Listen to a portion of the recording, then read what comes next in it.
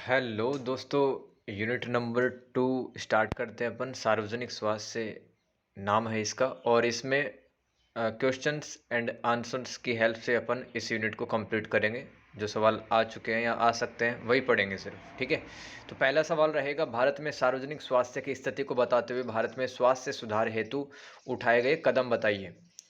तो आज़ादी के समय सार्वजनिक स्वास्थ्य की स्थिति दोस्तों दयनीय थी। जैसे कि 1951 में जीवन प्रत्याशा दर 36.7 साल थी, यानी कि भारत का एक व्यक्ति 36 साल ही जी सकता था। और आज तो ये 67 साल है, क्योंकि दोस्तों हॉस्पिटल्स बढ़े हैं और चिकित्सकीय सुविधाएं बढ़ी हैं। 1951 में शिशु मृत्यु दर 146 थी। उस समय भारत में संक्रामक एवं गैर संक्रामक बीमारियों से अधिक मौतें हो जाया करती थी। सार्वजनिक स्वास्थ्य को सुधारने हेतु भारत में राष्ट्रीय स्वास्थ्य नीतियों को लागू किया गया है। जैसे कि पहली नीति राष्ट्रीय स्वास्थ्य नीति 1983, राष्ट्रीय स्वास्थ्य नीति 2002, राष्ट्रीय स्वास्थ्य नीति 2017। आज भारत में प्लेग, कुष्ठ रोग, स्मॉल पॉक्स, पोलियो, टेटनस जैसे रोग खत्म हो गए, तो हमारे लिए उपलब्धि की बात है। इन प्रयासों के कारण मृत्यु दर, शिशु मृत्यु दर, मातृ मृत्यु दर, प्रजनन क्षमता में गिरावट आई है। लेकिन आज भी भारत में 60% मौतें गैर संचारी रोगों जैसे कि हृदय रोग, कैंसर, मधुमेह, फेफड़ों की बीमारी कारण होती है। गैर संचारी रोगों को आप गैर संक्रामक रोग भी कह सकते हो, जो कि सरकार के सामने आज भी चुनौती है। वर्तमान में भारत में 2 राष्ट्रीय मिशन काम कर रहे हैं। अब देखो, भारत सरकार द्वारा किए गए प्रयास अपन पढ़ लेते हैं। तो पहला, शहरों में जो रहने वाले गरीब लोग हैं उनके लिए राष्ट्रीय शहरी स्वास्थ्य mission, national urban health mission लाया गया है। यह राष्ट्रीय स्वास्थ्य मिशन का एक उप मिशन है। इसे 1 मई 2013 को कैबिनेट द्वारा मंजूरी मिली थी। इस मिशन के माध्यम से शहरी गरीबों और कमजोर लोगों की स्वास्थ्य संबंधी चिंताओं को दूर किया जा रहा है। NUHM निम्न बिंदुओं पर अपना ध्यान केंद्रित करता है, जैसे कि गंदी बस्तियों में रहने वाली शहरी आबादी के स्वास्थ्य में सुधार करना, बेघर, कचरा बीनने वाले, सड़क पर रहने वाले बच्चे, रिक्शा चालक, निर्माण और ईंट चूने भट्टे के श्रमिक, यौन कर्मी, अस्थायी प्रवासी आबादी को स्वास्थ्य सुविधाएं देना NUHM का उद्देश्य रहा है। फिर आशा ANM द्वारा घर घर जाकर लोगों से उनके स्वास्थ्य के बारे में पूछना। ये हेल्थ वर्कर्स होती हैं, आशा और ANM। बेहतर रेफरल लिंकेज व्यवस्था प्रदान करना। रेफरल क्या होता है? देखो, जैसे कि हॉस्पिटल में अपन इलाज कराने जाते हैं तो वहाँ पर डॉक्टर कह देता कि आप इस डॉक्टर के पास जाइए, इनके यहाँ पे इलाज संभव है, ठीक है। तो उस चीज़ को कहते हैं रेफरल, रेफर कर देना। स्वच्छता, साफ सफाई, वेक्टर जनित रोगों का प्रभावी नियंत्रण करना। वेक्टर जनित रोगों का मतलब जैसे कि मच्छर और मक्खी से फैलने वाले जो रोग हैं, जैसे कि डेंगू, मलेरिया, ये वेक्टर जनित रोग कहलाते हैं। तो इन पर भी कंट्रोल करना NUHM का एक उद्देश्य है। लास्ट है शहरी स्थानीय निकायों के माध्यम से सार्वजनिक स्वास्थ्य क्षमता को मजबूत करना। शहरी स्थानीय निकाय मतलब कि जैसे कि नगर निगम, नगर पालिका हो गए, तो ये भी शहर में होने वाले रोगों को कम करते हैं। फिर दोस्तों दूसरा उप मिशन है राष्ट्रीय स्वास्थ्य मिशन का। दूसरा उप मिशन राष्ट्रीय ग्रामीण स्वास्थ्य mission, national rural health mission. इसे स्वास्थ्य एवं परिवार कल्याण मंत्रालय द्वारा 12 अप्रैल 2005 में शुरू किया गया था, ताकि ग्रामीण क्षेत्रों में न्याय संगत, सस्ती व गुणवत्तापूर्ण स्वास्थ्य देखभाल सेवाओं तक सबकी पहुंच सुनिश्चित हो। क्योंकि गांव में अनेक लोग अनेक रोगों से पीड़ित होते हैं, जैसे महिलाओं, बच्चों में कुपोषण व एनीमिया की प्रॉब्लम पाई जाती है, प्रसव व गर्भावस्था संबंधित परेशानियाँ, HIV एड्स, कैंसर, अंधापन, हृदय रोग, कुष्ठ रोग, तपेदिक रोग मतलब TB, ट्यूबरक्लोसिस, ठीक है। तो ये रोग हैं वो गांव में बहुत ज़्यादा पाए जाते हैं, और इन्हीं रोगों को दूर करने के लिए, रोकथाम नियंत्रण के लिए NRHM मिशन आया है। तो NRHM ग्रामीण क्षेत्रों में असमानता को दूर करके सार्वजनिक संसाधन उपलब्ध करवाता है। NRHM के लक्ष्य पढ़ लेते हैं। मातृत्व मृत्यु दर व शिशु मृत्यु दर के आंकड़ों में कमी लाना, मलेरिया व डेंगू के वार्षिक मामलों में कमी लाना, स्थानीय बीमारियों पर नियंत्रण पाना, साथ में संचारी व गैर संचारी रोगों पर रोकथाम नियंत्रण पाना, महिलाओं बच्चों को स्वास्थ्य सेवा सुलभता से उपलब्ध करवाना। जिन राज्यों के गांवों में स्वास्थ्य क्षेत्र की स्थिति खराब हो उन राज्यों पर विशेष ध्यान देना। पंचायती राज संस्थाओं का सुदृढ़ीकरण करना। आशा, ANM, GNM दोस्तों तीनों ही स्वास्थ्य वर्कर्स होते हैं। आशा और ANM तो उप स्वास्थ्य केंद्र यानी कि सब सेंटर पर बैठते हैं, और GNM है वो आप समझ सकते हैं कि सामुदायिक प्राथमिक केंद्र में बैठती है, ठीक है। इनकी सहायता से स्वास्थ्य सुविधाओं उपलब्ध करवाती है सरकार। बच्चों का संपूर्ण टीकाकरण करवाना, तपेदिक, क्षय, एड्स रोगों की रोकथाम करना। अब दोस्तों आगे पढ़ लेते हैं। पेयजल व स्वच्छता का ध्यान रखना भी इस मिशन का उद्देश्य रहा है। परिवार नियोजन कार्यक्रमों जैसे कि जनसंख्या वृद्धि न हो का प्रचार प्रसार करना। सरकारी योजनाओं के लाभ से ग्रामीणों को अवगत करवाना, परिचित करवाना। अब आगे पढ़ लेते हैं। भारत में सार्वजनिक स्वास्थ्य क्षेत्र का अवलोकन कर रहे थे ना, वही सवाल चल रहा है। दुनिया के 1/3 बच्चे जो कि कुपोषण के शिकार हैं भारत में रहते हैं। तो दोस्तों ये थोड़ा गलत बात है। इसलिए 8 मार्च 2018 को पोषण अभियान शुरू किया गया था। ध्यान रखेंगे, 8 मार्च 2018 को भारत सरकार ने पोषण अभियान शुरू किया था, क्योंकि बच्चों में कुपोषण की बीमारी को दूर करने के लिए भारत सरकार द्वारा सार्वजनिक स्वास्थ्य को सुधारने के लिए निम्न प्रयास अब तक किए गए हैं। आयुष्मान भारत योजना सबसे बड़ी योजना है केंद्र सरकार की। जननी सुरक्षा योजना, जिसमें माताओं को लाभ मिलता है। मिशन इंद्रधनुष, ये टीकाकरण से संबंधित है। राष्ट्रीय आयुष मिशन, ये दोस्तों होम्योपैथी, यूनानी सिद्ध, योगा, आयुर्वेद, इनसे संबंधित है। ठीक है।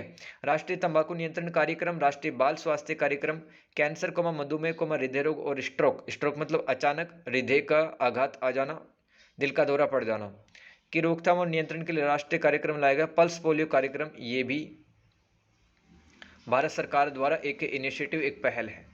अब भारत के ग्रामीण क्षेत्रों में उप स्वास्थ्य केंद्र, प्राथमिक स्वास्थ्य केंद्र यानी कि प्राइमरी हेल्थ केयर, सामुदायिक स्वास्थ्य केंद्र यानी कि कम्युनिटी हेल्थ सेंटर। ठीक है।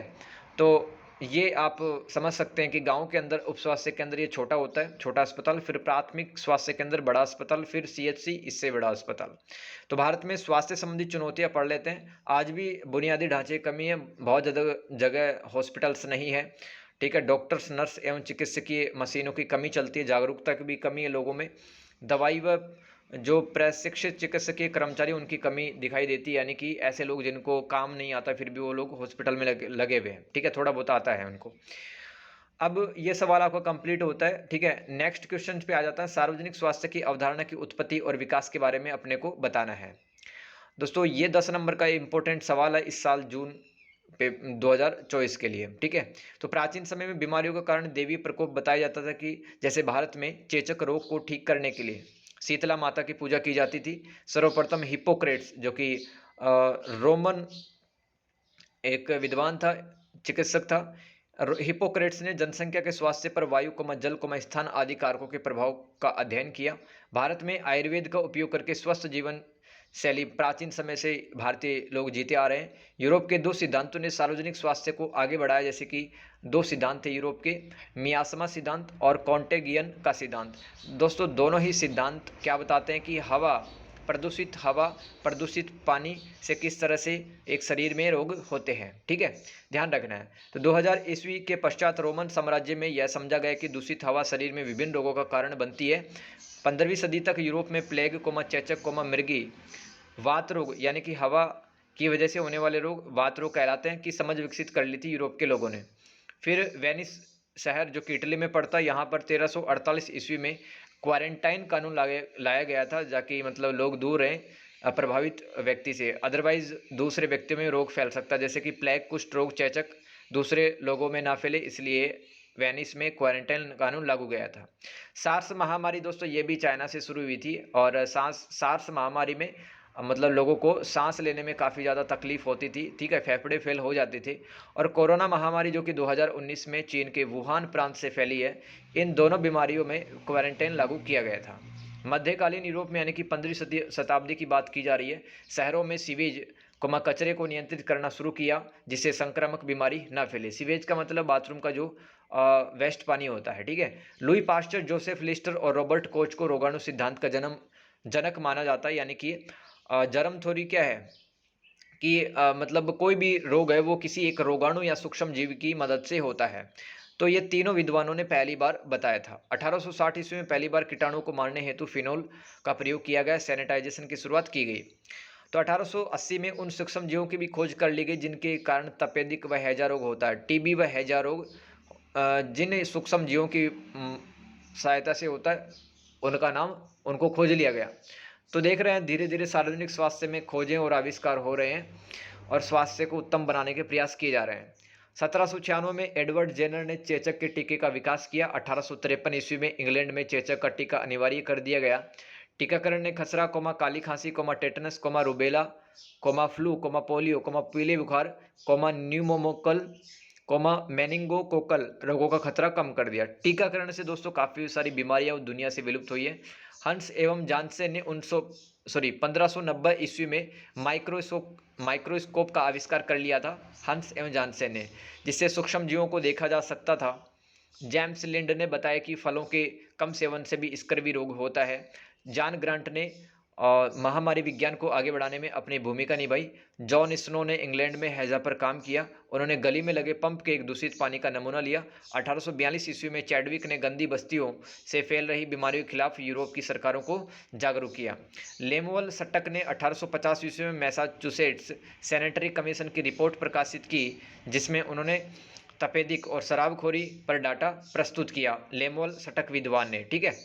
तो एक किताब भी लिखी गई the future of public health, ठीक है। अब ऑथर का नाम मुझे नहीं पता है। इस किताब के अनुसार सामाजिक, आध्यात्मिक, पारिस्थितिकीय, नैतिक, आर्थिक परिस्थितियां भी खराब होने से समाज में बीमारियां फैलती हैं।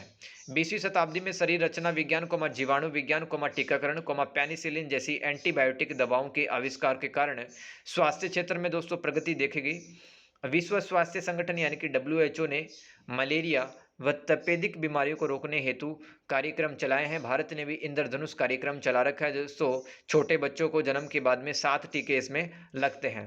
प्राथमिक स्वास्थ्य देखभाल पर अल्मा अता घोषणा पत्र आया, जो कि 6 से 12 सितंबर 1978 को आया था, ठीक है। तो दोस्तों एक सम्मेलन हुआ था।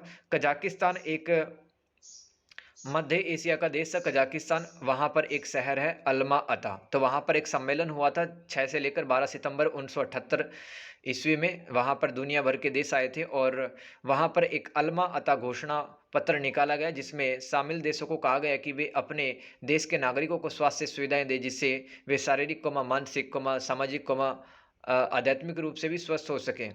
और ये जो टारगेट थे, ठीक है, सदस्य देशों को 2000 ईस्वी तक पाने थे। ये था अल्मा अता घोषणा पत्र। याद रखना, आ सकता है 5 नंबर का अलग से। समय के साथ दोस्तों अब सार्वजनिक स्वास्थ्य में जीवन प्रत्याशा दर यानी कि एक इंसान ज़्यादा से ज़्यादा साल जिए, इसकी बातें की जाने लगी। लाइफ क्वालिटी, जीवन की गुणवत्ता की बात की जाने लगी। स्वच्छता की अवधारणा महामारी विज्ञान में आती है। आज विश्व में गैर संक्रामक रोगों को दूर करने हेतु राष्ट्रीय कार्यक्रम चलाए जा रहे हैं। 1960-70 के दशक में स्वास्थ्य का सामाजिक मॉडल आया, जिसके प्रतिपादक रेने डिबोस, थॉमस मैक्यूकन, इवान इलिस थे, जिसके अनुसार पर्यावरण, आर्थिक, राजनीतिक, सामाजिक, सांस्कृतिक कारकों के कारण भी स्वास्थ्य प्रभावित होता है। मैककेन ने 1700 ईस्वी में आर्थिक और सामाजिक परिवर्तनों को जनसंख्या वृद्धि का मुख्य कारण माना था। अब दोस्तों एक और इम्पोर्टेंट क्वेश्चन है, आपके एग्जाम में आ चुका है पहले से भी। 4 चीज़ें होती हैं, चारों चीज़ों में अंतर अपने को देखना है। बहुत बारीक सा अंतर है। देखो, इसको इंग्लिश में याद करेंगे तो बेहतर होगा, ठीक है। आउटब्रेक, फिर पैंडेमिक, फिर एंडेमिक और एपिडेमिक। इसका मतलब क्या होता है? अब प्रकोप समझ लेते हैं। आउटब्रेक, जब किसी एक निश्चित भौगोलिक क्षेत्र में एक बीमारी केस अगर सीमित संख्या में मिल जाए तो इसे प्रकोप कहते हैं। अगर इस बीमारी को नियंत्रित नहीं किया गया तो यह बड़े भौगोलिक क्षेत्र में फैल जाती है और यह बीमारी फिर एपिडेमिक का रूप ले लेती है। तो आपको ध्यान रखना, अगर कोई बीमारी है वो एक मोहल्ले के अंदर मिल रही है, 2-5 केस मिल रहे हैं, तो उसको नियंत्रित किया जा सकता है, ठीक है। अगर वो बीमारी दोस्तों 2-5 मोहल्लों में और फैल जाए, है ना, तो वह जो आउटब्रेक था वह एपिडेमिक कहलाएगा फिर, ठीक है। अब एपिडेमिक यानी कि व्यापक रोग देख लेते हैं। जब एक विशिष्ट भौगोलिक क्षेत्र में तुलनात्मक रूप से एक बीमारी के अधिक केस अथवा अधिक मरीज मिलने लग जाए, जैसे कि 5-10 मोहल्लों में वो बीमारी मिल चुकी है, अब लगातार वो फैलती जा रही है। जैसे दोस्तों दिसंबर 2019 में वुहान स्टेट में चीन में कोरोना के मरीज मिले थे, तो शुरुआत में यह एपिडेमिक कहलाई थी, लेकिन दोस्तों अब आज पूरी दुनिया में फैल गई है, तो ये जो एपिडेमिक था ये पैंडेमिक बन गया है, ठीक है। एपिडेमिक के और भी एग्जाम्पल है, जैसे कि पीली बुखार, स्मॉल पॉक्स, वेस्ट नील। जब एपिडेमिक बीमारी को नियंत्रित नहीं किया जाता तो ये स्थानिक रोग यानी कि एंडेमिक का रूप ले लेती है। तो एक जगह से स्टार्ट होती है एपिडेमिक, ठीक है, और मतलब 5-10 मोहल्लों से जाकर ये पूरे देश भर में अगर फैल जाए तो पूरे देश भर में फैलेगी, तो इसको स्थानिक रोग कहेंगे अपन। तो आप देख सकते हैं कि मतलब इसमें स्थानिक रोग में एंडेमिक से ज़्यादा मरीज मिलेंगे। जब कोई बीमारी किसी एक देश में पूरी तरह से फैल जाती है तो उसे स्थानिक रोग कहते हैं। जैसे मलेरिया, स्थानिक रोग एक से ज़्यादा देशों में भी फैल सकता है। जब इस रोग को नियंत्रित नहीं किया जाए तो यह पैंडेमिक यानी कि महामारी में बदल जाती है। जैसे कि कोरोना पहले क्या थी? एपिडेमिक था, फिर एपिडेमिक से कोरोना एंडेमिक बन गया, ठीक है, फिर पैंडेमिक बन गई, समझो आप, ठीक है। जैसे कि वुहान से शुरू हुई थी तो ये एपिडेमिक था, मतलब काफ़ी सारे केस मिले थे। अब वुहान से फैलती फैलती ये पूरे चीन में फैल गई, एंडेमिक हो गई, और फिर ये पूरे महाद्वीपों में फैल गई, पूरे देशों में फैल गई, तो महामारी कहलाती है, ठीक है। तो विश्व स्वास्थ्य संगठन के अनुसार जब एक बीमारी एक देश से दूसरे देशों में तेज़ी से फैलने लगती है तो इसे महामारी कहते हैं। जब एक से ज़्यादा महाद्वीपों में ये फैल सकती है, इसे नियंत्रित कर पाना बहुत मुश्किल होता है। इससे सर्वाधिक संख्या में लोग मर जाते हैं, जैसे कि corona, HIV AIDS, plague, cholera. अब इसके अंदर लास्ट एक क्वेश्चन देख लेते हैं, सार्वजनिक स्वास्थ्य को बताते हुए इसके अंतर्गत आने वाले मुख्य विषय बताएं। तो सार्वजनिक स्वास्थ्य का लक्ष्य व्यक्तियों को शारीरिक मानसिक सामाजिक रूप से स्वस्थ करना होता है। इसके अंतर्गत निम्न विषय आते हैं, इनकी सहायता से हम समस्याओं को हल करने हेतु उपयुक्त रणनीतियां बनाते हैं। तो ये लास्ट क्वेश्चन है, तो मतलब सार्वजनिक स्वास्थ्य के मुख्य विषय हमें बताने हैं। ठीक है, तो मुख्य विषय क्या क्या है? पहला है महामारी विज्ञान। तो किसी क्षेत्र में जनसंख्या में एक बीमारी की अध्ययन हेतु महामारी विज्ञान का सहारा लिया जाता है। इसमें जोखिम कारकों का पता कर स्वास्थ्य में हस्तक्षेप कर बीमारी को दूर किया जाता है। दूसरा है पोषण। तो पोषण विज्ञान में वृहद यानी कि दोस्तों जैसे कि नाइट्रोजन है, फास्फोरस है और पोटेशियम है, ये वृहद पोषक यानी कि मैक्रोन्यूट्रिएंट्स कहलाते हैं। सूक्ष्म पोषक तत्व जैसे कि बोरॉन, जिंक, सल्फर, ठीक है, और एल्यूमिनियम, फेरस, ये सब सूक्ष्म पोषक तत्व कहलाते हैं। शरीर को इनकी जरूरत होती है, तो इनका अध्ययन करना ये पोषण में आ जाएगा, पोषण विषय में। अगला है स्वास्थ्य, पर्यावरणीय स्वास्थ्य। इसमें पर्यावरणीय कारकों द्वारा स्वास्थ्य पर पड़ने वाले प्रभावों का अध्ययन किया जाता है। स्वास्थ्य शिक्षा समझ लो, इसके अंतर्गत बीमारी, विकलांगता, समय से पहले मृत्यु, शारीरिक व मानसिक, पर्यावरणीय, जैविक विज्ञान का अध्ययन किया जाता है। व्यवहार विज्ञान क्या है? इसमें मानव के व्यवहार का समाज पर पड़ने वाले प्रभाव का अध्ययन किया जाता है। इसमें मनोविज्ञान, नर विज्ञान, समाज शास्त्र, वाक एवं श्रवण विज्ञान का अध्ययन किया जाता है। नर विज्ञान आप समझते हैं एंथ्रोपोलॉजी, जिसमें मतलब मानव के शरीर और मानव की संस्कृति का अध्ययन किया जाता है। समाजशास्त्र आप सोशियोलॉजी जानते हैं। वाक मतलब यहाँ पे स्पीच होगा, ठीक है, बोलना। एवं श्रवण विज्ञान, हियरिंग साइंस, इसका अध्ययन शामिल होता है व्यवहार विज्ञान में। स्वास्थ्य सेवा प्रबंधन, ये भी एक मुख्य विषय है सार्वजनिक स्वास्थ्य का। इसमें चिकित्सा से जुड़े हुए सभी पेशेवर यानी कि स्पेशलिस्ट, विशेषज्ञ लोग शामिल होते हैं, जो स्वास्थ्य से संबंधित नीतियाँ, नियम बनाते व लागू करते हैं। फिर जैव सांख्यिकी देख लेते हैं। आबादी में यानी कि जनसंख्या में बीमारियों के विश्लेषण करने हेतु जो सांख्यिकीविद होते हैं, ठीक है, वो आंकड़ों का सहारा लेते हैं। जैसे कि एक शहर के अंदर कितने लोग हैं जो कि कैंसर से प्रभावित है, कितने लोग मोटापे से प्रभावित होते हैं, ये आंकड़ों का विश्लेषण कौन करते हैं? सांख्यिकीविद। और ये जैव सांख्यिकी विषय में आ जाएगा। फिर है सार्वजनिक स्वास्थ्य में एक और विशेष स्वास्थ्य अर्थशास्त्र, जो स्वास्थ्य क्षेत्र में प्रयोग में आने वाले संसाधनों का कुशलतम उपयोग व उनके प्रबंधन व वितरण का अध्ययन स्वास्थ्य अर्थशास्त्र में किया जाता है। फिर है जनसांख्यिकी। इसमें जनसंख्या के आकार, घनत्व, उर्वरता यानी कि फर्टिलिटी, मतलब एक महिला कितने संतानों को पैदा कर रही है, वो फर्टिलिटी कहलाती है। मृत्यु व जन्म दर व आयु वितरण, प्रवासन, मतलब माइग्रेशन, सामाजिक व आर्थिक पारिस्थितिक परिस्थिति शामिल होती है। ये जनसंख्या में आ जाएगा। लास्ट क्वेश्चन है दोस्तों, सार्वजनिक स्वास्थ्य क्या है, इसके कार्य अथवा सेवाएं बताएं। तो WHO के अनुसार बीमारी को रोकने के लिए सभी संगठित उपाय, चाहे वो सार्वजनिक हो चाहे वो निजी उपाय हो, को बढ़ावा देना, जिससे जनता का समग्र स्वास्थ्य उत्तम हो। कार्य देख लेते हैं या सेवाएं देख लेते हैं। पहला है मूल्यांकन करना, तो बीमारी की निगरानी करना तथा बीमारी के कारणों का विश्लेषण करना इसमें शामिल होता है। फिर है नीति का विकास करना, लोगों को स्वास्थ्य के मुद्दों के बारे में सूचित करना, शिक्षित व सशक्त बनाना, स्वास्थ्य समस्याओं की पहचान करके सामुदायिक भागीदारी को आगे बढ़ाना। फिर है सार्वजनिक स्वास्थ्य नीतियों व योजनाओं का विकास करना, निर्णय लेने के वैज्ञानिक आधार को बढ़ावा देना, रणनीतिक दृष्टिकोण का विकास और कार्यान्वयन यानी कि उसको एग्जीक्यूट करना, लागू करना, ये नीति विकास में आ जाएगा। ये क्या पढ़ रहे हैं अपन? सार्वजनिक स्वास्थ्य के कार्य अथवा सेवाएं। फिर है बीमा, इंश्योरेंस, तो उन कानूनों अथवा नियमों को लागू करना जो कि दीर्घकाल, लंबे समय तक लोगों का हेल्थ बेटर करें। इस तरह से हमें बीमा नीतियां बनानी चाहिए। लोगों को आवश्यक स्वास्थ्य सुविधाएं प्रदान करना, व्यक्तिगत और जनसंख्या आधारित स्वास्थ्य सेवाओं की प्रभावशीलता, पहुंच, गुणवत्ता का मूल्यांकन करना, ये भी बीमा के अंदर आ जाएगा। दुर्घटना की स्थिति में स्वास्थ्य कवरेज अथवा लाभ देना। तो आप जानते हैं इंश्योरेंस का मतलब क्या होता है? एक जैसे कि कोई स्वास्थ्य बीमा करवाता है, हेल्थ इंश्योरेंस, तो मान लो वो साल भर में कुछ पैसा दे रहा है, अगर मान लो दुर्घटना में उसकी मौत हो जाती है तो कुछ पैसे मिलते हैं, ये बीमा कहलाता है। तो दोस्तों इस तरह से आपका यूनिट नंबर 2 कंप्लीट होता है हैप्पीली BNS 184 में। ठीक है, तो नेक्स्ट चैप्टर में मिलते हैं, तब तक के लिए गॉड ब्लेस यू।